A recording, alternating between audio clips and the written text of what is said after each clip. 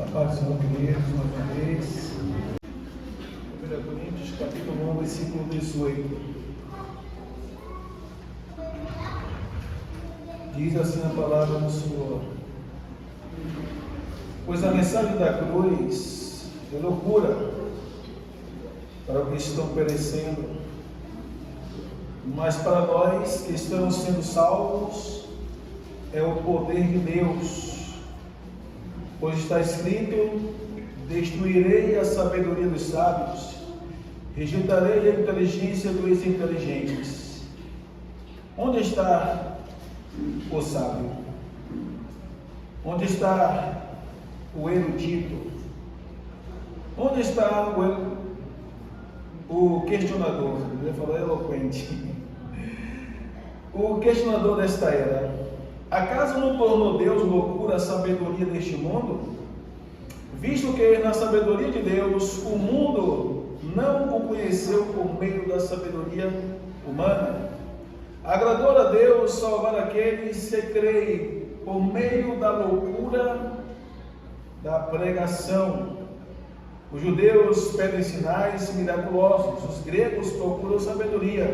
Nós, porém, pregamos a Cristo crucificado, o qual de fato é escândalo para os judeus e loucura para os gentios, mas para os que foram chamados, tanto judeus como gregos, Cristo é o poder de Deus e a sabedoria de Deus, porque a loucura de Deus é mais sábia do que a sabedoria humana, e a fraqueza de Deus é mais forte do que a força do homem. Irmãos, pense no que vocês eram quando foram chamados. Poucos eram sábios segundo os padrões humanos, poucos eram poderosos, poucos eram de nobre nascimento. Mas Deus escolheu o que para o mundo é loucura, para envergonhar os sábios. Escolheu o que para o mundo é fraqueza, para envergonhar os fortes. Ele escolheu o que para o mundo é insignificante, desprezado, e o que nada é, para reduzir a nada o que é, a fim de que ninguém se vanglorie diante dele. Porém, por iniciativa dele, que vocês estão em Cristo Jesus, o qual se tornou sabedoria de Deus para nós. Isto é, justifica santidade e redenção, para que, como está escrito, quem se gloriar, glorie-se no Senhor. Mas eu quero me pegar somente ao versículo número 21. Visto que na sabedoria de Deus o mundo não conheceu por meio da sabedoria humana, agradou a Deus salvar aqueles pela loucura da pregação. O mundo conheceu por meio da sabedoria humana, e agradou a Deus salvar aqueles que creem por meio da loucura da pregação. Interessante que quando nós falamos de loucura da pregação, né, às vezes a gente não consegue compreender nem mesmo os crentes. Às vezes parece que os crentes esquecem a sua própria identidade. Acho que prega todos os dias, a gente vê cada cara feia, terrível, como nós estamos pregando. E quando falar em loucura da pregação, não é simplesmente o crente entender quando ele está carnal, ou ele é carnal, ou quando ele é espiritual. O crente ele não foi chamado por Deus para dar um período carnal, ou natural, ou um período espiritual vigilante. Quando fala loucura da pregação, é porque o pregador tem responsabilidade de anunciar o que está escrito. Algumas vezes, desde o início, eu falando aqui no ministério, que eu não vou me preocupar com quem errar, quem quiser que não erre. Eu não posso deixar de pregar o que está escrito. Eu tenho responsabilidade de anunciar aquilo que Deus colocou sobre minha responsabilidade. A loucura da pregação, para quando nós chegamos na fé, vai ser uma loucura mesmo. Nós nos sentimos ofendidos, ela nos afronta.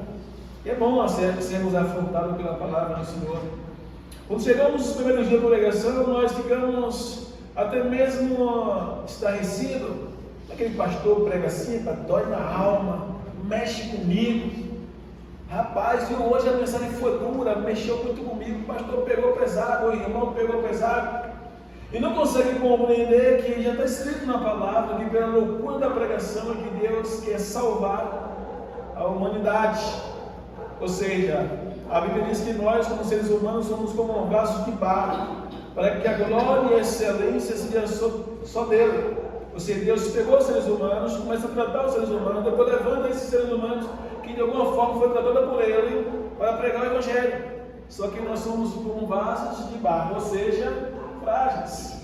E aí muitas das vezes nós estamos ouvindo o Evangelho, ao invés de fixar os nossos olhos no entendimento na mensagem, nós ficamos fixando nossos olhos no pregador. Esse é o pior erro do ser humano. Ou seja, eu vou olhar para o pregador, eu vou olhar para quem está pregando, eu vou olhar para quem está falando, eu vou olhar para quem está ministrando, ao invés de olhar para o que está sendo ministrado, ao que está sendo falado, ao que está sendo pregado e aplicar em nossas vidas. E quando nós começamos a olhar para o pregador, repudiando a palavra, é um sinal de que nós somos ou estamos carnal, como pessoas naturais. Então, quando um crente começa a se ofender com a mensagem pregada, significa que ele está no natural, ele está de uma forma carnal. O ímpio, quando chega na congregação, ou seja, aqueles que ainda não assumiram o compromisso com Jesus de uma forma pública, ele se sente confrontado, e se ele não vencer as primeiras pregações, ele não pisa mais no pé na congregação, porque a mensagem bate de uma forma tão forte no pecado que as pessoas muitas das vezes se ofendem, e graças a Deus aqueles que conseguem ir outras vezes. E o conselho nosso como cristão é: vai de novo.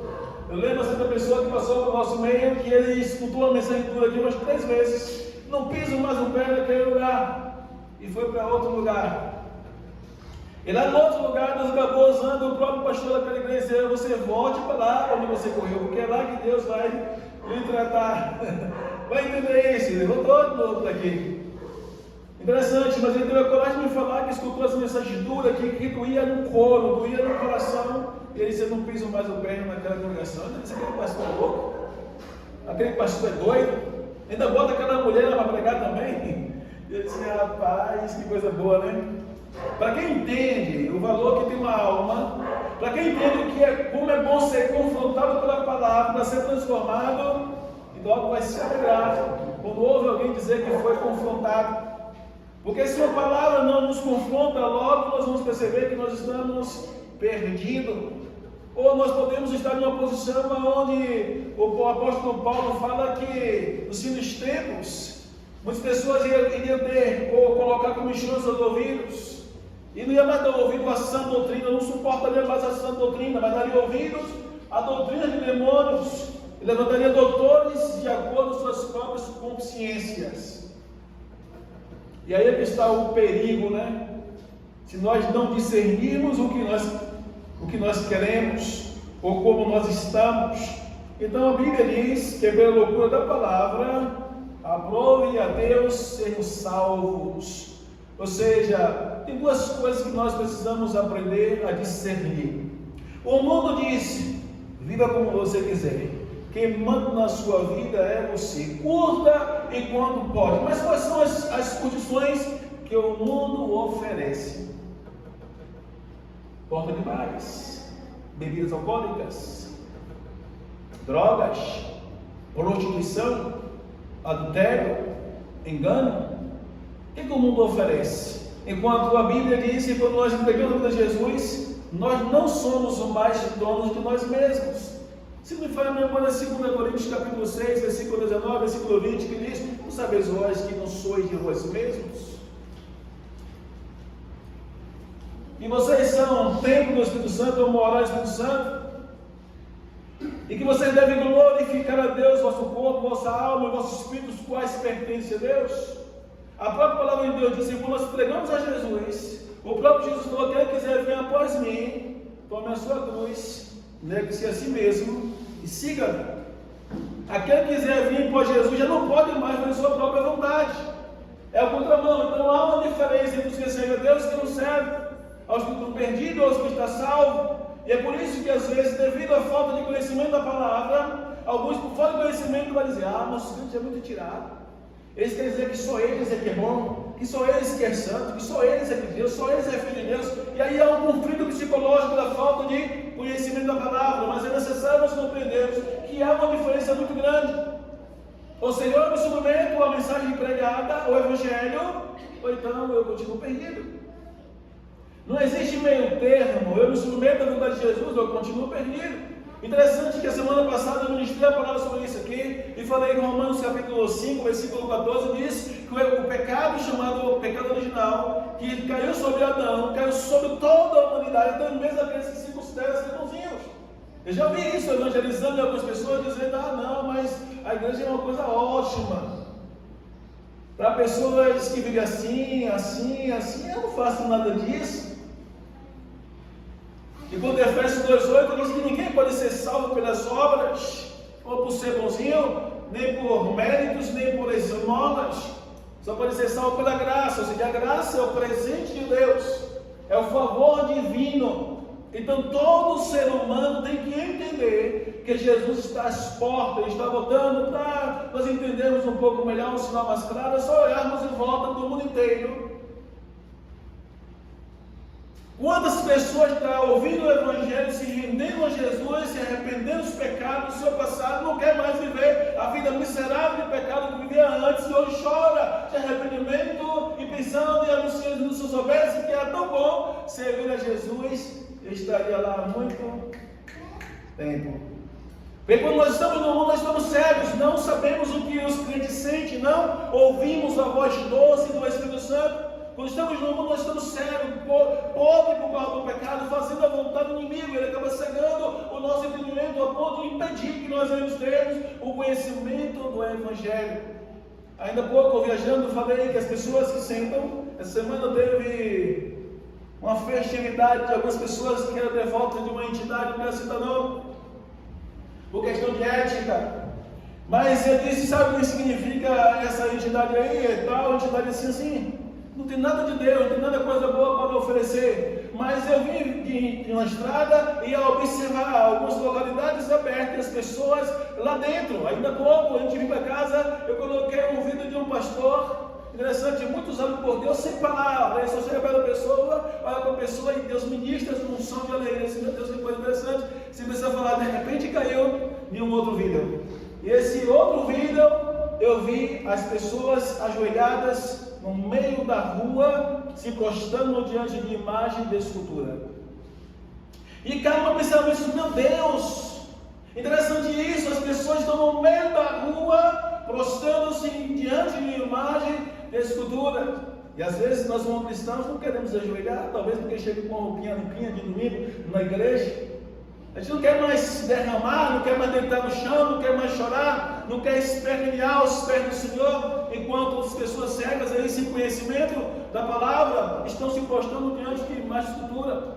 A própria Bíblia diz, Isaías capítulo 45, no versículo 20, o texto diz que as pessoas que vivem nessa vida, se atrás de procissão e mais escultura, eles rolam um Deus que não pode salvar. Eles são cegos, diz que nada sabem os que conduzem em procissão e roubam Deus que não pode salvar. Ou seja, eles são cegos, sem entendimento, sem conhecimento. E eu falei para as pessoas que estavam do meu lado no carro, em 1 Coríntios capítulo 8, Paulo diz que as pessoas que se assentam nesse tipo de mesa para comer comida sacrificada a ídolos, as suas consciências ficam contaminadas. Ou seja, o inimigo impede dessas pessoas adquirir o conhecimento necessário para se salvarem.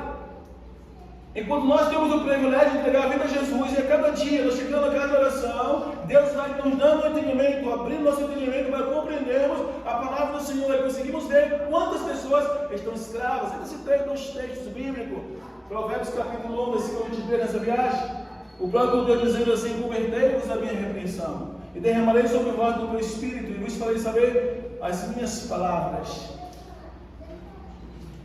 Em 2 Coríntios capítulo 4, versículo 4, a Bíblia diz que o Deus desse século cegou o entendimento dos incrédulos. E quando o diabo cega o entendimento, Deus quer que nós venhamos se submeter à vontade dele, ele abrir o nosso entendimento, para nós entendermos a sua palavra. Só que existem duas escolhas: ou escolha permanecer no mundo cego, eu decido entregar minha vida a Jesus para que Ele possa abrir os meus olhos e se revelar para mim. Eu lembro quando eu entreguei a Jesus, eu abracei o texto de João capítulo 14, versículo 21. Eu chorava aos pés dos seus madrugadas.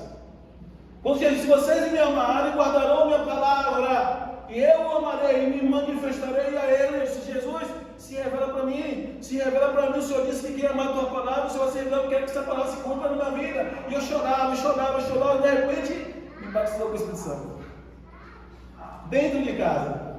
E eu fiquei maravilhado.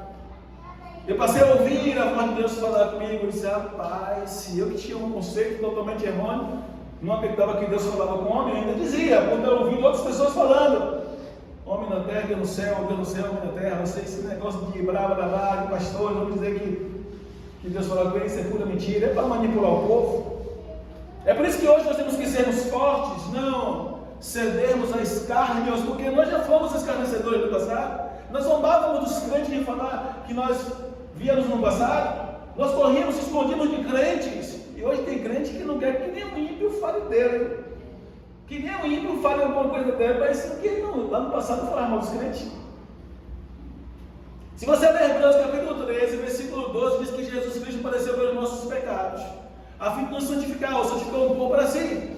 No versículo 13 diz que nós também devemos levar consigo esse vitupério, esse ridículo, espetáculo. Ou seja, nós somos espetáculo para o mundo. Você tem que estar aberto, sermos um povo firme e forte, ainda saber lidar com as pessoas que nos criticam.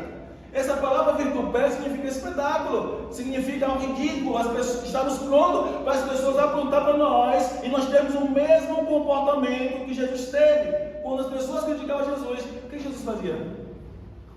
Se irava, revidava, discutia, agredia, e é por isso que nós devemos com ele também o nosso, ou seu vitupério. Quantos cristãos não estão preparados para esse evento?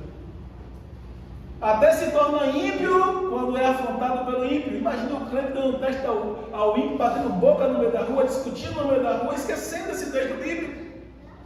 E coisa ridícula, coisa feia, desculpa a expressão, mas isso é para gente desconvertidos, fingidos dentro das igrejas. Porque um crente convertido vai dizer: não, eu vou viver a palavra, eu tenho que viver a palavra. Às vezes as pessoas não compreendem o meu comportamento. Quando eu percebo uma pessoa mal, eu não quero aproximação. Quando eu percebo uma pessoa com maldade, eu não quero aproximação. Eu lá e eu cá.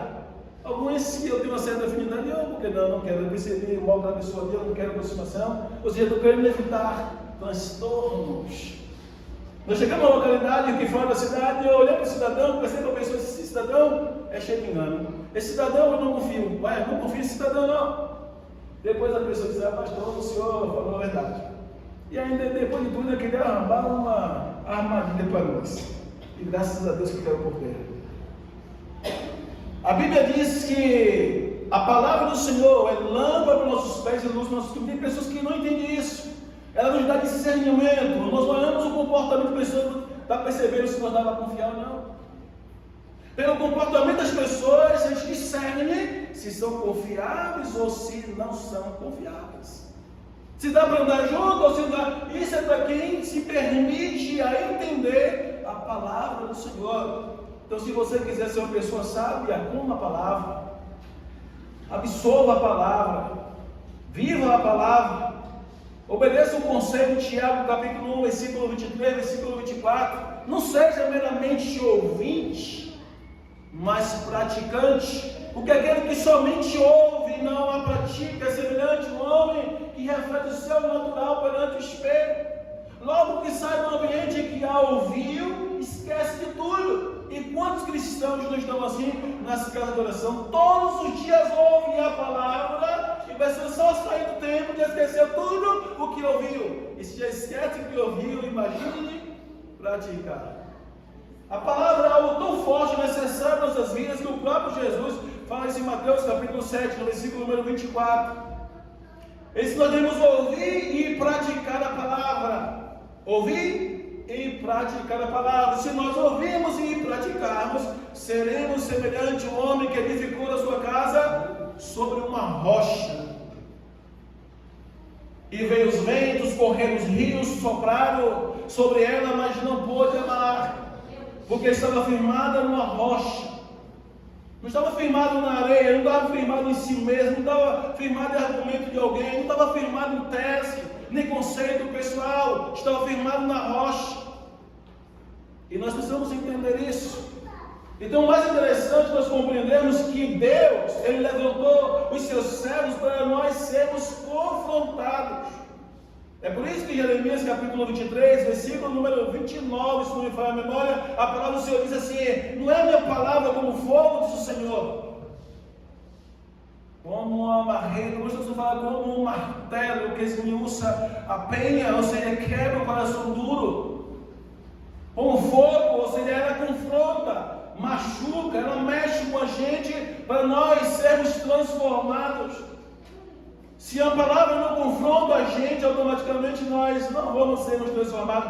Nós meramente vamos estarmos camuflados, acomodados em uma localidade. E o pior de tudo é que quando nós aceitamos o comodismo, nos acomodamos em um lugar, ouvindo palavra que não nos confronta, é porque não estamos preocupados com a nossa salvação, ou onde nós iremos passar a nossa eternidade. Pense em uma coisa que o diabo quer enganar a humanidade. A entender que tudo contra a religião é uma coisa só, todas as religiões levam o homem a Deus, e fazendo o povo entender que se ele só escolher uma religião, acabou. Na verdade, eu costumo dizer que ele estabeleceu esse negócio aí, não foi Deus não. Às vezes só tem o texto dizendo que quem estabeleceu a religião foi o encardido, o rabudo. Porque em nome de religião está se abrindo portas até para o capeta, até a adoração do diabo, até a adoração de Lúcifer. Essa semana agora teve uma maior polêmica aí, porque estão tentando abrir um templo onde Lúcifer teve uma enchente agora, acho que Mato Grosso do Sul, acho. Mato Grosso do Sul? Rio Grande do Sul. E agora, toda a enchente, estão querendo levantar um santuário, uma casa de oração para Lúcifer. É uma repercussão muito grande, alguém embargou, e aí está sendo uma repercussão em nome de religião, ou respeitar a religião do próximo, até o diabo está sendo adorado. Em nome de religião, as pessoas não conseguem enxergar o que o diabo está querendo ganhar campo em muitos lugares. Quando foi que o diabo ele merece ou vai merecer adoração? O único dia que não tem que ser adorado é o Deus Todo-Poderoso. O único dia que não tem que ser exaltado, louvado, é o Deus Criador dos céus e da terra, do mais todas as coisas que criaram. O diabo não constrói nada, não tem nada de bom para dar para ninguém. Em João capítulo 10, versículo 10, a Bíblia diz que o ladrão, como o diabo, veio com 3 propósitos: matar, roubar e destruir. E Jesus fala: mas eu vim para que tenham vida e a tenham em abundância. Ou seja, o diabo, nós sabemos, a Bíblia já revela qual é a finalidade dele: matar, roubar. E as pessoas querem cair na falácia dele e adorá-lo. Nós temos que sermos praticantes, mas temos que entender que quando eu sou confrontado pela palavra, a primeira coisa que eu tenho que analisar é como está meu estado espiritual. Se eu estou bem com Deus ou eu estou mal. Porque quando eu estou bem com Deus, a palavra pode ser daquela de arrupiar os meus cabelos. Pode ser de doer na alma, mas eu glorifico a Deus porque eu estou sendo confrontado. Quando eu estou bem com Deus, não me importa quem vai pregar, se é o pastor, se é o irmão, se é a irmã, eu glorifico para ouvir a voz de Deus. E se for necessário me confrontar, Senhor, me confronta por intermédio da tua palavra. Eu preciso ser transformado para ser encontro contigo, eu estou em encontro contigo para ser salvo pelo Senhor. E quando eu estou na carne, quando eu estou de uma forma natural, qualquer mensagem me ofende. Então, se eu não discernir se eu estou bem ou mal com Deus, eu vou culpar os irmãos que estão pregando a palavra e vou dizer: está dando direta para mim, está falando isso para mim, tu viu fulano, isso são atitudes de pessoas naturais, pessoas carnais, que estão no meio da gente só para promover confusão. Não são pessoas libertas, não são pessoas espirituais, não são pessoas lúcidas.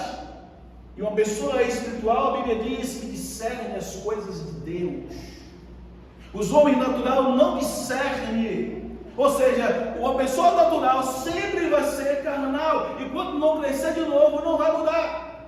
Foi por isso que Jesus falou para Nicodemos no capítulo 3, versículo 3, versículo 5. Nicodemos era um príncipe, era um homem respeitado, era um homem conhecedor, era um homem que era considerado um mestre, um rabi, um rabone, cheio de conhecimento, mas era um homem natural. Quando Jesus fala para ele, Nicodemos, você sabe é você nascer de novo, ele olha para Jesus e diz, como é que eu devo nascer de novo? Ele não entendeu a linguagem de Jesus. Porventura eu deveria entrar no ventre da minha mãe e nascer de novo? Jesus fala que ele nascer da água e do Espírito, não pode ver o reino de Deus. Ou seja, uma pessoa natural vai querer ouvir as coisas naturais. Uma pessoa espiritual vai discernir o propósito para qual a palavra de Deus ela é enviada. No livro de Isaías, capítulo 55, meu Deus, 55, versículo 11. A Bíblia diz, assim será a minha palavra, ela não vai voltar vazia, mas vai cumprir o meu propósito para a qual ela foi designada. A palavra que sai da minha boca, ela não voltará vazia, ela vai cumprir o propósito para a qual ela foi designada. Ou seja, tudo que sai da boca de Deus, que é a Bíblia, ela tem propósito, ela tem objetivo. Ela não volta vazia. Só que a primeira coisa que eu tenho que aprender a discernir é quando eu sou ou quando estou em uma fase natural, ou quando eu sou espiritual ou eu estou em um estado espiritual. O crente parou de orar, o crente parou de jejuar, deixou de comer a palavra, a tendência é declínio espiritual. É por isso que tem pessoas que têm a sensação de queda. Crentes que constantemente estão se declarando, está caindo, está declinando o espiritual. Está deitado numa cama, a sensação é que a cama abriu um buraco, está caindo, toma aquele susto, é declínio espiritual. É Deus mostrando que você está descendo o seu nível espiritual. É por isso essa sensação de queda constantemente. A sua vida espiritual está afundando. E aqui nós estamos cansados de ouvir quais são os ingredientes para nós tornarmos pessoas fortes. Quais são? Oração, palavra e jejum. Nós temos que se largar de ser meninos. Se eu não tiver o sentido do pastor, se eu não tiver o sentido de irmão, minha irmã, eu não oro, eu me acomodo, eu não leio, eu não jejum. Isso são uma atitude de meninos espirituais. Que uma pessoa que entende que a sua vida independe do pastor, independe do irmão e irmã, vai desenvolver o seu relacionamento com Deus de uma forma pessoal. Eu preciso fazer isso porque eu necessito ter vida com Deus, vida em Deus. Se eu não entender isso, está fácil de eu morrer, está fácil de eu cair. O ser humano tem que aprender a desenvolver uma independência, ou seja, eu tenho que ter vida com Deus, independente que eu tenha sentido de pastor, de irmão, de irmã, eu tenho que jejuar, eu tenho que meditar na palavra, e eu tenho que tirar meus momentos com Deus, senão vai ser um bocado de defunto ambulante, andando sozinho, sem Deus, sem vida, sem graça, só pedindo para morrer. É por isso que um cara de crente dentro das igrejas hoje, que está todo mundo pedindo a morte. Senhor, eu morrer logo, Senhor, antes de eu morrer, Senhor, eu estou acabado, não dá mais por mim. Sabia disso? Mas o crente que está orando e está sofrendo, mas está chorando, mas eis-me aqui, Senhor. Está passando por peleja, por luto, está buscando sua intimidade com Deus, eis-me aqui, Senhor. Se eu pudesse, não passava por nada disso, mas eis-me aqui, Senhor. Está doendo, deseja isso, mas eis-me aqui, Senhor. Se eu estou me escrevendo contra mim, mas eis-me aqui, Senhor. Ele está buscando intimidade, Deus sustenta, Deus dá graça, Deus dá força. Mas eu tenho que aprender a desenvolver a minha intimidade pessoal com Ele. Independe de influência. Não é que eu não tenho que depender de ninguém. Eu ensino essa expressão aos meus filhos e minha esposa: aprenda a ser independente. Aprenda em todas as áreas, aprenda a ser independente. Não fique esperando pelos outros, aprenda a ser independente. Vamos de só esperar em Deus, saber que Deus ele pode suprir, que Deus pode mudar a situação, que Deus pode fazer alguma coisa, só Deus pode mudar as circunstâncias da sua vida. Quando aprendemos isso, nós temos sucesso. Eu tenho algo em mente que eu sempre falo. Se a pessoa quiser crescer na vida, ele tem aqui, a primeira coisa é renunciar. Às vezes nós se perdemos, não conseguimos renunciar a alguma coisa da nossa vida para alcançarmos outra. Temos que renunciar. Jesus, para nos salvar, ele teve que renunciar à sua glória. Jesus, sendo o Filho de Deus Todo-Poderoso, ele se despiu da sua glória. Filipenses capítulo 2, a partir do versículo 6, diz que ele se em forma de Deus, não teve orgulho. A palavra usurpação significa orgulho de igualar-se a Deus. Ele tomou forma de servo, tornando-se semelhante aos homens, e obedeceu a Deus até a morte da cruz.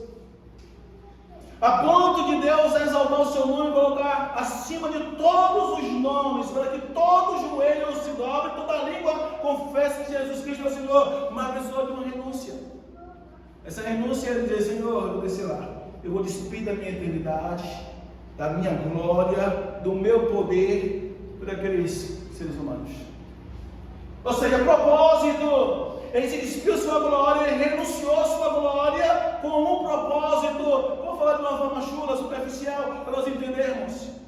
Às vezes nós vemos pessoas que é para ser prósperas na vida, pessoas que ganham bem, pessoas que têm capacidade de estar com sua casa nova, seu carro novo. E às vezes eu falo até no Instagram, ensinar as pessoas a ser prósperas. O primeiro passo é manter o seu nome limpo. Quantos crentes hoje vão ter vergonha do nome sujo? A primeira coisa é o seu nome limpo. A segunda coisa é você ser um bom administrador. Está em Romanos capítulo 13, versículo 7 a versículo 8. Pagai tributo, imposto, lá ninguém deve mais coisa alguma, a não ser o amor. O mais interessante, o segundo, ser um administrador. Não, você comprando tudo que eu estou na frente. Eu vejo a blusa, vá. Eu vejo a bicicleta velha, vá. Eu vejo a coisinha ali, vá. Não tem sabedoria administrativa. Aqui eu vou olhar, contar no final do mês, quanto é passagem de um carro? R$500. Poxa, tudo vai ser besteirinha. Dá para pagar a passagem do carro?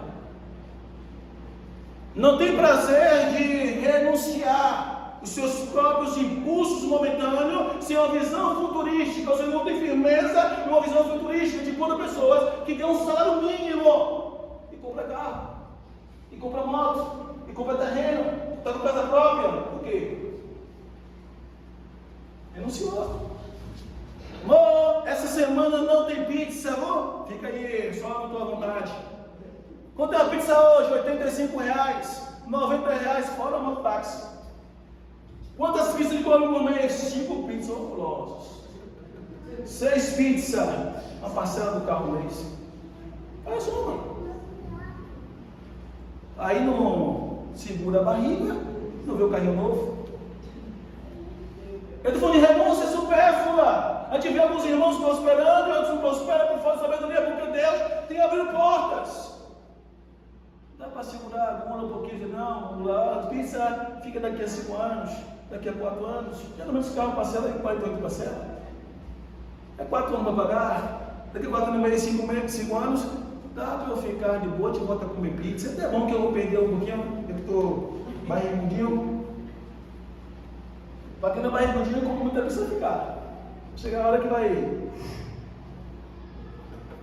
Com todo respeito, os barrigudinhos estão incluídos nessa multidão. Mas isso é a pessoa aprender a abnegar-se. Dizer assim, não, dá para dar uma seguradinha, a gente não dá morrer por causa da pizza, não está comendo pizza, não está tomando um cafezinho, dá para segurar a pizza, um churrascozinho, aquela picanhazinha. Em 15, em 30, vai picanha da gordurinha. Picanha, fica aí, viu? Vou ficar só no gosto, fazer igual o homem falou. Eu vou falar assim, você não pode comer o churrasco, não pode comer a picanha 15, 30 dias? Vai com churrasco de gato. Churrasco de gato, aquele espetinho pequenininho, R$3, R$2, gasta 50, 100. Isso é sabedoria administrativa. Você pode calcular para ele, gastando uns pontos de pizza esse mês, 400. O outro foi meio. Aí botou tudo na canetinha, vixe, nós gastamos aqui com merenda, pizza, as coisas aqui, R$2.000. E um ano vai dar quanto? Em 12 meses. 24 mil. Aí tem pessoas que não param para calcular. E um ano e meio, ele pegou um carro de segunda mão, seminovo, 32, 33 mil, à vista. Isso é sabedoria administrativa. Você deve administrar o que você ganha. Tem pessoas que não podem nem para calcular o que ganha. Quem vai crescer?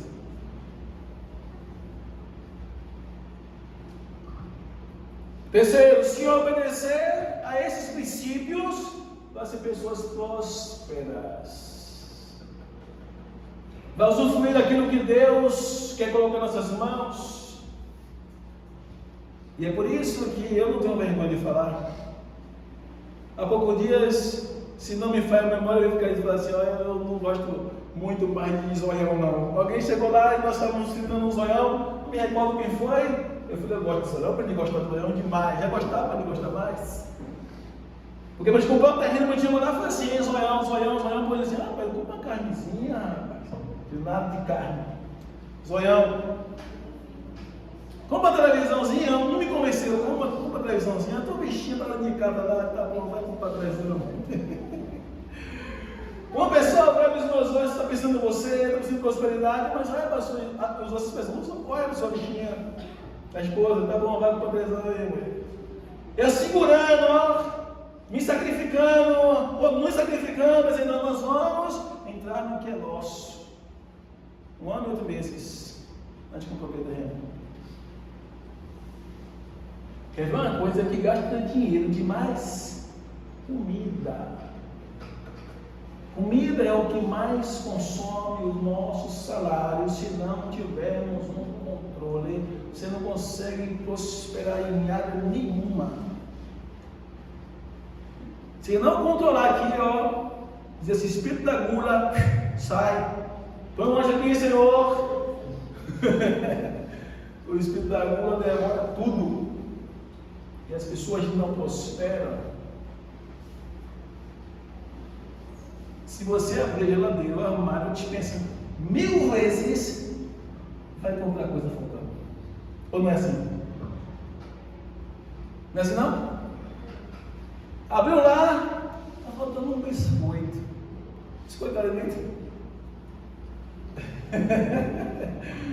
Não é não? Pode ter lá 3 dedinhos de farinha. A farinha, não pode acabar. Se abrir a geladeira, tem carne, tem calabresa, faltou o frango. Na maioria das vezes é um prazer, que tem tudo cheio. Isso é bom, né? Mas se for preferir sobre prosperidade, não, filhada. Isso é um conselho benéfico. Segura um pouquinho, daqui a pouco você cresce. Vou voltar para a palavra. Voltar para a palavra. A Bíblia diz que o homem que quer se tornar sábio ouve uma pessoa mais sábia do que ele e vai se tornar mais sábio ainda. Mas o tolo que não quer ser sábio, ele vai ouvir a voz do tolo, ele vai continuar com os tolos e vai ficar como um tolo. Precisamos crescermos. Obediência à palavra faz a gente crescer de forma assustadora. A Bíblia diz no capítulo 6, a partir do versículo 4, que os apóstolos passaram a obedecer ao Senhor, assumiram a responsabilidade de pregar o Evangelho, organizaram e estabeleceram um ministério chamado diaconato. E disse: nós vamos continuar a priorizar a palavra e a oração. E a Bíblia diz que depois que aconteceu isso, o Senhor confirmava a sua palavra, os sinais milagrosos. No capítulo 19 de Atos dos Apóstolos, também, a partir do versículo 11, a Bíblia do apóstolo Paulo, após obedecer ao Senhor, diz que Deus, por intermédio das mãos de Paulo, fazia sinais extraordinários. Até mesmo a professora usava tais lenços que ele usava, era levado para as pessoas enfermas eram curadas e demônios saíam das pessoas. Por causa do quê? A obediência à palavra. Se você for meditar a palavra, para quem obedece a palavra do Senhor, não sendo a vontade de Deus, Deus vai fazer algumas coisas tremendas. O apóstolo Paulo assumiu um chamado missionário. Na maioria das vezes a gente vê sinais miraculosos por intermédio de missionários, ou seja, não tem um ponto fixo, não foi chamado para ficar em um lugar fixo. É por isso que a gente vê Deus usar missionários e missionários de forma extraordinária, porque Deus usa aqui, Deus usa ali, Deus usa aqui, acolá, com a intenção de edificar a igreja. Mas se ficar parado no lugar, Deus não usa da mesma forma que usava na missão. É chamado de missiologia, estudo de missões. Então, por estar em campos diferentes, Deus usa de forma diferente para libertar, para curar, para revelar de forma tremenda. Mas tem que estar no centro da vontade de Deus. Se você ler esse mesmo capítulo 19 de Atos dos Apóstolos, a partir do versículo número 16, 17, até o versículo 19, a Bíblia diz que o apóstolo Paulo, por esses sinais miraculosos que Deus falava, a ponto de expulsar os demônios, apareceram 7 homens. 7 homens, filhos de um sacerdote respeitado chamado Serva.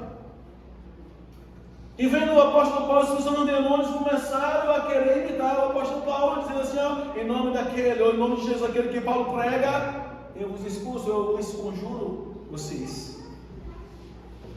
E para nós entendermos o melhor, que o diabo sabe muito bem que anda no centro da vontade de Deus, que obedece a palavra, que de verdade Deus está na vida. A vez que os demônios, ou o demônio daquele homem, falou assim: Jesus, eu o conheço. Você entender isso? E Paulo sei muito bem quem é. Se Paulo fosse um charlatão, se Paulo fosse um malfeitor, se Paulo fosse um homem de engano e destruidor de demônios, olha a pergunta dos demônios: e vocês, quem são? Em outras palavras, vocês não são nada. Vocês não têm autoridade sobre mim. Vocês fazem a minha vontade. Eu tenho poder sobre vocês. O demônio diz que saltou sobre esses 7 homens, espancou os 7 homens, fez com que esses 7 homens fugissem, todos eles pelados. Agora imagine 7 homens correndo nu, ferido de um homem possesso de demônio. 7 homens correndo na frente e um demônio atrás, ferido e pelados. Que vergonha. O segredo de nós estarmos atentos, o que é ser cristão? Temos que viver a palavra, praticarmos a palavra, até o mesmo para não sermos envergonhados. O diabo sabe que luta para viver a palavra e quem não vive a palavra. Se nós estivéssemos vendo aqui no dia de hoje, demônios manifestando, falando da vida de todo mundo, era melhor, né? Uma noite dessas aqui, Deus trazendo umas almas aí, daqui a pouco o capeta manifesta da vida de um, a vida de outro, falando o que de verdade está fazendo, não seria bom, né? Eu quero ver. Eu acho que vai causar um temor melhor para os crentes que estão desconvertidos. Os crentes que estão errados, olha, eu vou alinhar aqui com o capeta, não é mais medo de Deus, né? Talvez tenha medo do capeta, daqui para frente. Às vezes é bom acontecer essas loucuras. Mas o demônio falou: eu vou matar em vocês, quem são? Partiu para cima. E Paulo eles tiveram o quê? Respeitar. Jesus eles não é nem doido de desrespeitar. Observe a expressão: Jesus eu o conheço. E Paulo sei bem quem é.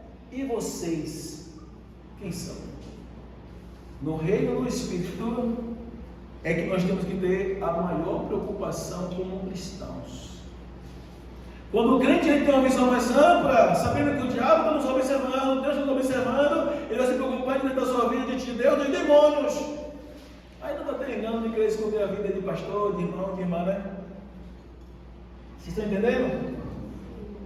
Porque quando Jesus voltar, ele vai dizer assim, em Mateus capítulo 25, a partir do versículo 24: Vinde benditos do meu Pai, possuí o reino que está preparado para vós desde a fundação do mundo, aqueles que foram salvos, aqueles que foram aprovados, aqueles que obedeceram. Mas versículo 42: Mas eu vos direi abertamente, para os que estão perdidos, eu nunca vos conheci, apartai-vos de mim, para o fogo do inferno, um lugar preparado para os demônios, o diabo e os demônios. A vontade de Deus, de Jesus, é que para o inferno só vá o diabo e os capeta. Mas nós temos que levar em conta que esse diabo, esses capetas foram o que no céu? Ou seja, eram seres amados por Deus, criados por Deus, passaram a desobedecer. E quando passou a desobedecer, qual foi as consequências da sua desobediência? Queda, e depois se lançaram aonde? É por isso que o escritor aos Hebreus, no capítulo 2, vai escrever para nós dizendo: convém-nos atentar com uma diligência a tudo quanto o Senhor nos anunciou, começando por ele. Ele depois vai dizer que eu creio nele, porque ele não poupou nem mesmo os anjos, mas retribuiu a cada um de acordo com as suas próprias atitudes. Ou seja, convém-nos atentar com mais atenção, porque se ele não poupou os anjos, também não vai poupar a humanidade que não quiser obedecê-lo. Aí está o problema, né? Então, quando o cristão entende, não, eu vou para a igreja, Senhor, fala comigo. Tem que estar aberto para Deus falar de acordo com a vontade dele, é a nossa necessidade. Não é de acordo com o meu ego fazer cócegas ou sentir graça. O pior erro do ser humano é ficar disperso ao ponto de não mandar que Deus fale comigo. Aí cria na imaginação, Deus vai falar comigo de uma forma dócil, de uma forma amorosa, Deus vai dizer que me ama, vai usar meu ego. E se Deus precisar e ver que a necessidade de descer a ripa na gente? Como diz na sua palavra que ele açoita com vara aqueles que ele toma por filho. Como o pai disciplina o filho, ele também disciplina os seus. Aí nós queremos sempre prender um Deus imaginário, não um Deus real. Da mesma forma que os nossos pais, quando nós nos corrigem, Deus também corrige os seus. E o pai e a mãe ficam felizes quando vê um filho desobedecendo, tomando rumos diferentes. Ainda há pouco eu estava vindo, tanto na ida, quanto na volta, eu vim pensando. Desculpa a expressão que eu vou usar. Eu disse: meu Deus, a pior desgraça da vida de um ser humano, ele ser ingrato para com o pai e para com a mãe. Porque todo pai, toda mãe queria um filho para ter boa índole, para ser um filho ou uma filha honesto ou honesta, trabalhador, direito, que soa. Qual é o pai ou a mãe que quer ver seus filhos tomar rumos errados, diferentes, que tragam desgosto? E quando eu falo de ingratidão, é porque o pai e a mãe dedicam praticamente sua vida toda para criá-los. E alguns entendem que quando faz 18 anos, pode empinar o seu nariz, desrespeitar pai e mãe, viver como bem entende, como quer, e acaba virando igual o filho pródigo. De Lucas, capítulo número 15. Começa a viver uma vida dissoluta. Prostituídos, prostituídas, bebedeiras, fazendo tudo quanto é errado, traindo esposa, mexendo com a mulher dos outros. Aí o pai ou a mãe não fica sabendo, é assim: pai, eu não criei meu filho para isso, eu não criei minha filha para isso. Ou seja, aquele que por 10 anos, 15 anos, 20 anos, para dar o que comer aquele dali ou aquela dali. Eu acho que o pior desgosto de um pai ou uma mãe é olhar para o filho ou para a filha e ver perdido ou perdida. Agora imagine Deus nos dá a dádiva da vida, revelar para nós o plano e o caminho da salvação, permitir que o seu filho dê a vida na cruz, sendo ele inocente e nós merecedores da condenação. E nós conhecemos a palavra e ainda rejeitá-lo. Conhecer o plano de salvação e ainda rejeitá-lo, ou entender que devemos continuar vivendo da forma que achamos que tem que viver. E o pior ainda, para aqueles que já conhecem o Evangelho. Se me falha a memória, 2 Pedro, capítulo 2, versículo 19, versículo 20. Se me falha a memória, 2 Pedro 2, versículo 19 e 20. A Bíblia diz que era melhor que nós não conhecêssemos a palavra, a verdade, do que conhecendo, desviar-se dela. Porque aqueles que passam a conhecer o caminho da salvação, o caminho da verdade, o plano da salvação, e não se encaixa nele, se cumpre na vida de tal pessoa, um verdadeiro provérbio que diz: a porca lavada voltou ao esponjadouro de lama, e o cão ao seu próprio vômito. Que o pecado aos olhos de Deus é um câncer, é uma lepra. E quando alguém volta a viver uma vida de pecado, Deus começa a ver aquela pessoa como um porco, como um cão que volta ao seu próprio vômito. Se vocês parar, quem já viu essa imagem? Pessoas que criam porcos, geralmente está até gramaçado no lugar onde eles ficam presos, para ficar mais fácil para excluir o dejeto pelos regos, jogar água, mangueira e começa a limpar. Os porcos estão tudo novinho, bonitinho. Mas quando ele foge do aprisco, foge do curral, foge do controle, foge do domínio, a primeira oportunidade que ele tem é fazer o quê? Procurar uma lama e fazer festa, se melecar todo. O dono é assim, é desgraçado. Estou te criando com tanto cuidado, tanto carinho, tanto zelo, na primeira oportunidade se suja todo assim. Aí não se preocupe em pegar, tentar amarrar de novo, dar outro banho. Se você for olhar Deus olhando para o ser humano e Pedro faz conversão igualzinho. Quantas pessoas professam a fé em Cristo, voltam para o pecado, voltam para o mundo?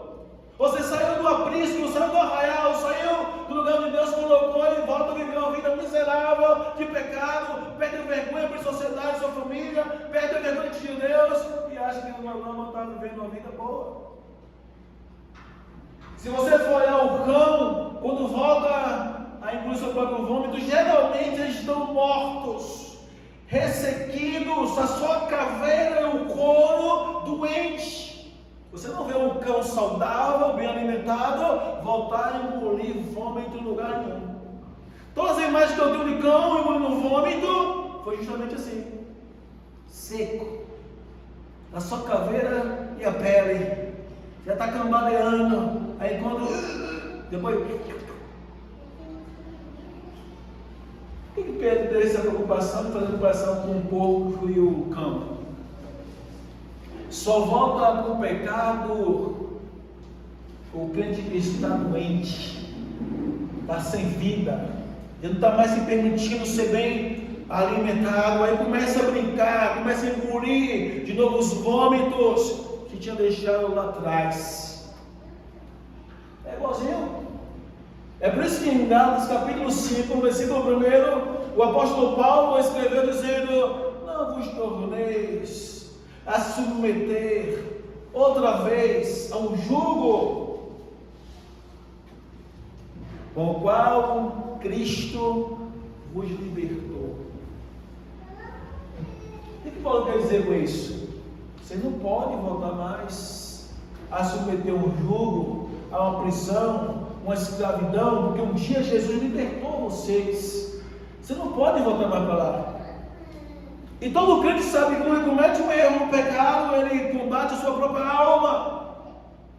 Há uma tristeza, uma angústia, uma sensação de impureza, de podridão.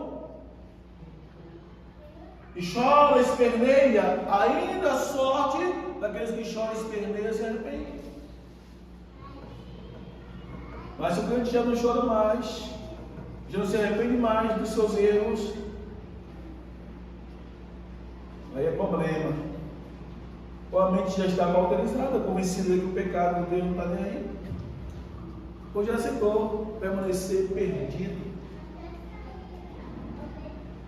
já está decidido e direto para o inferno. Não está preocupado para onde vai. É por isso que temos que estar bem atento, que nós não podemos vacilar a ponto de ficar disperso e por nossa conduta, comportamento, brincarmos com o Evangelho.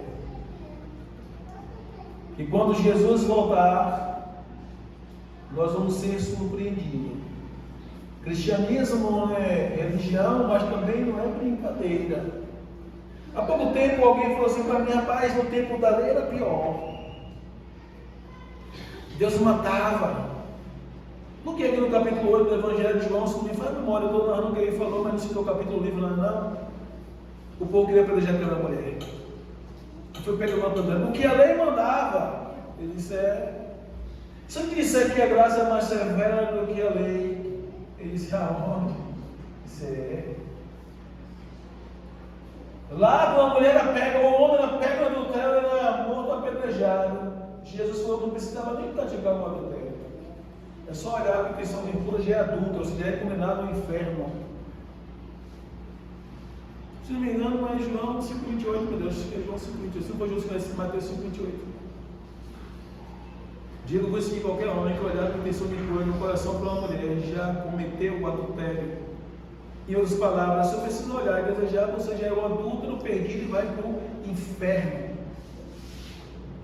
Imagine só. Antigamente, se fosse pego, no tempo da graça, é só ia desejar.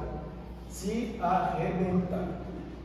É por isso que em Apocalipse 21, versículo 8, 22, 15, fala que os adúlteros não entrarão no reino dos céus. 1 Coríntios capítulo 6, versículo 11 também. E a mentira é pior do que o adultério, porque o adultério é aqueles que vivem na prática. Vamos falar os adúlteros, aqueles que estão na prática do adultério. E a mentira fala quem ama e pratica. Você não é só quem ama mentira, é que vive na prática constante, é que vive praticando mentira. É pior ainda. Ah, mas a mentirinha é pior que o adultério, não é pior que. Olha, essa é também que o adultério, não é pior que o adultério. Se for uma balança aí, vai dizer quem ama e pratica. Tanto Apocalipse 21, 8 como 22, 15. A sua parte ela não é algo que arde com fogo e enxofre, que é a segunda morte. Já pensou? Olha o que é cristianismo, né? Ele estabelece princípio para nós vivermos, para nós andarmos, para nós sermos salvos. Como eu falei no início, é a contramão do mundo. Enquanto o mundo aplaude, você pode observar aí na mídia, os atores, as atrizes, quando há uma separação conjugal. Eu vou falar o nome aqui de alguns, acho que é Ana Hickman. Por a separação, o povo bombardeou. Do romance, já separou. Que é do Guedes, o pivô da separação, o João do Tombo. São dois para destruir a família. Mas a mídia é o bicho, é o monstro que depositou confiança no cara. Ficou com ela? Não ficou. O mundo aplaude as coisas erradas. O diabo usa seus vasos para aplaudir as coisas erradas. Enquanto a Bíblia diz que nós devemos denunciar todas as obras infrutuosas das trevas. Se não for memória, Efésios capítulo 5, a partir do versículo 14. Devemos denunciar todas as obras infrutuosas das trevas. Então o crente não tem que viver de acordo com o mundo, tem que viver de acordo com a palavra. Tira a contramão. Para quem está no mundo, diz que os crentes ficou doido. Quando eu entreguei minha vida a Jesus, cheguei numa clínica de renome. E as pessoas que trabalhavam lá, as recepcionistas, me conheciam. Eu me converti ao cristianismo. E de repente eu fui falar de Jesus para ela. Aí elas iam mandando para mim: vixe, senhor, o senhor mudou. O pastor fez uma lavagem cerebral no senhor. Eu disse: não, foi sim, o senhor mudou. Que o pastor não tem poder de fazer lavagem cerebral de ninguém. Poxa, não, quem foi? Não foi Jesus. Jesus fez e eu necessitava de lavagem cerebral. Mas ainda essas conversas assim me afronta, porque não compreende, não entende. Já pensou se todos os seres humanos tivessem o privilégio de receber uma lavagem cerebral de Jesus? Opa, que maravilha! Bem-aventurado seria o homem que recebesse esse presente. O pastor tem poder de falar a lavagem de ninguém, pelo amor de Deus. A prova é Deus. Deus usa os vasos para pregar, mas quem faz a obra é o Espírito Santo. João capítulo 16, versículo 8 diz que o Espírito Santo ele convencerá o homem do pecado, justiça e juízo. Ele convence. Meus papéis são pregar. O Espírito convence, Jesus salva e depois leva para a glória. E há daqueles que não se permitirem que seu coração abra para o Evangelho. Ai daqueles que não se preparar para a vinda de Jesus. Ai daqueles que rejeitar essas informações que houve de tantos pregadores que é necessário confessar Jesus como Senhor e Salvador da sua vida enquanto aqui nessa terra está. Porque depois da morte não há salvação, só juízo. Hebreus 9:27. Está ordenado um morrer uma vez e depois disso segue-se o juízo. Os Salmos, no versículo 28 diz: mas todos nós sabemos que Cristo padeceu pelos nossos pecados, o justo pelos injustos, a fim de nos levar para Deus, mortificados na verdade da carne, mas vivificado pelo seu Espírito. Então Jesus morreu para nós, recebemos vida. Mas se nós não confessarmos a Jesus como Senhor e Salvador das nossas almas, como é que nós vamos ser salvos? Como é que vamos conseguir vencer? Não tem chance daqueles que rejeitar.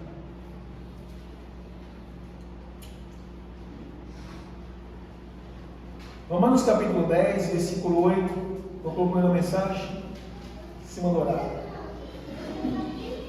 Capítulo 10, versículos número 8, 9 e 10. Diz assim a palavra do Senhor: mas o que ela diz? A palavra, a Escritura, está aí perto de você. Esta está em sua boca e em seu coração. Isto é a palavra da fé que estamos proclamando. Se você confessar com a sua boca que Jesus é o Senhor e crer em seu coração que Deus o ressuscitou dentre os mortos, será salvo. Pois com o coração se crê para a justiça e com a boca se faz confissão para a salvação. Como diz a Escritura, todo aquele que nele confia jamais será envergonhado. Eu tenho que confessar Jesus. Eu tenho que declarar que Jesus é o Senhor e Salvador da minha vida.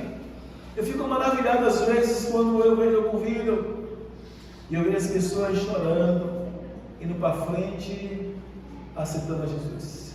Sem precisar de ninguém insistir, sem precisar de ninguém pressionar, sem precisar de ninguém futucar, vai. Tive alguns coisas assim às vezes, em alguns lugares, vai. Querendo pressionar as pessoas a tomarem decisões. O melhor é nós orarmos, implorarmos que Deus abra a visão do entendimento das pessoas, eles compreendam que há uma necessidade urgente de eles confessar Jesus de uma forma lúcida, de uma forma pessoal, entregar sua vida a Jesus sem transtorno, sem pressão, sem influência, sabendo que ele está tomando a melhor, ou ela tomando a melhor decisão da sua vida. Eu costumo dizer que a única coisa que eu não quero que aconteça na minha vida é desviar. Se o diabo aparecer na minha frente e me ameaçar, ele vai perder tempo, porque eu não tenho medo. Mas falou em desviar, eu tenho muito tempo. Primeiro, porque eu não quero ser ingrato pela oportunidade que Deus me deu. Reconhecendo de onde Ele me tirou. E se Ele não tirasse, ninguém podia tirar.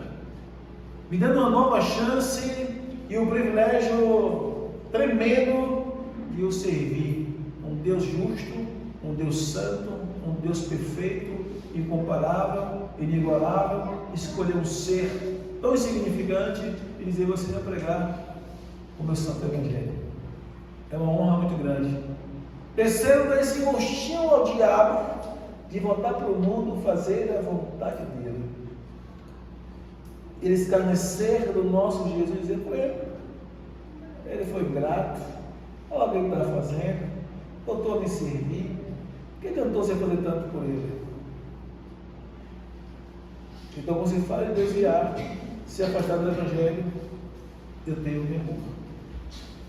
É a única coisa que eu tenho medo é de voltar atrás. Não é por medo do diabo que eu não tenho, é não ser ingrato para com o amado da nossa alma, é não entristecer o seu coração.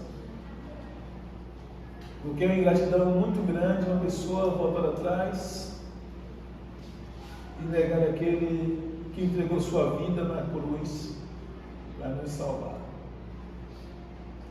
E ainda sabemos o que vai acontecer conosco se estivermos desviados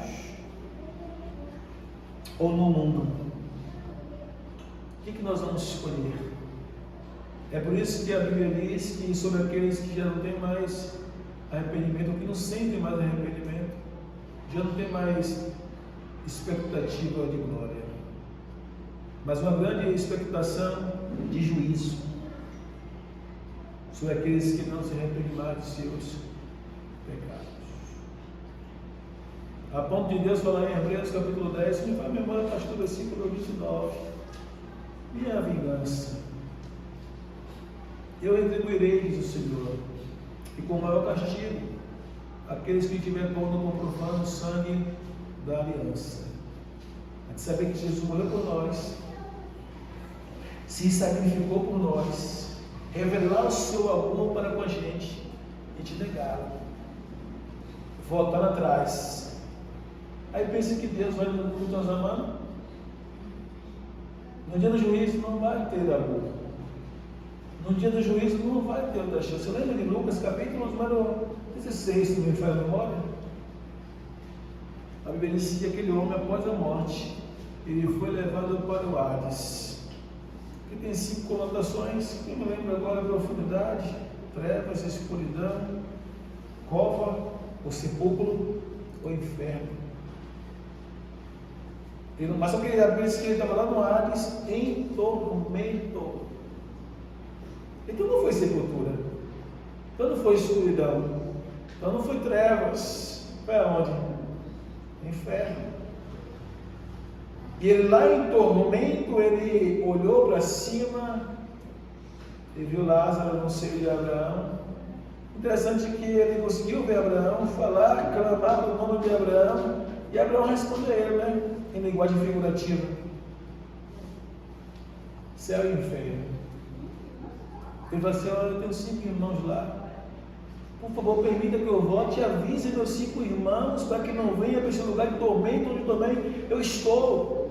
Abraão diz: lá ele tem os profetas que ouçam, mas talvez se eu voltar, eles acreditem que o morto voltou. Se ele não acreditar nos profetas, tão pouco para acreditar que o morto morreu e ressuscitou. A gente não está vendo esse filme hoje se repetindo, não? Quantas pessoas já ouviram falar que Jesus morreu pelos seus pecados e que ele ressuscitou, está vivo para todos sempre? E quantas pessoas continuam negando a pessoa de Jesus, preferindo estar no mundo do que abraçar a salvação na pessoa de Jesus? Quantas pessoas? E já pensou se hoje Deus decidisse dar ordem para seu filho voltar para a sua igreja? Quantos amados nossos, quantas pessoas que nós desejamos ser salvos do encontro com Jesus, quantas pessoas nós oramos, jejuamos, choramos, imploramos para que Deus salve, que rejeita a salvação, fica dando de fora, e nós vamos olhar para um lado, olhar para o outro, fulano ficou, Beltrano ficou, vixe, minha irmã ficou, meu irmão ficou, minha tia ficou, meu tio ficou, porque rejeitaram a Jesus. Mas ela é bonzinho, não era tão bonzinho porque negou Jesus, mas ela é boazinha, não era boazinha porque negou Jesus. Uma pessoa vai negar o seu maior presente na vida terrena, que é a salvação eterna. Eu costumo dizer assim: se hoje à noite, antes de nós dormirmos, alguém ligar para nós, 12 horas, 1 da manhã, vem aqui buscar R$1.000 porque eu vou viajar 4 horas da manhã, 2.000, vou aumentar a minha ansiedade, 3.000, 4.000, vai imaginar? Ixi, vou viajar, volta que dia? De hoje a 8, tu vem cá rápido, quem vai deixar para 8 dias depois buscar? Tem algum corajoso aí? Estamos um jeitinho, não? esperar outro dia vai ser desse dia, não, a ansiedade bate. Mas a volta de Jesus pode ser hoje. E as pessoas não têm essa preocupação, né? De que alguém possa aceitar. Você coloca de pé para nós orarmos, por favor, Deus. É bom,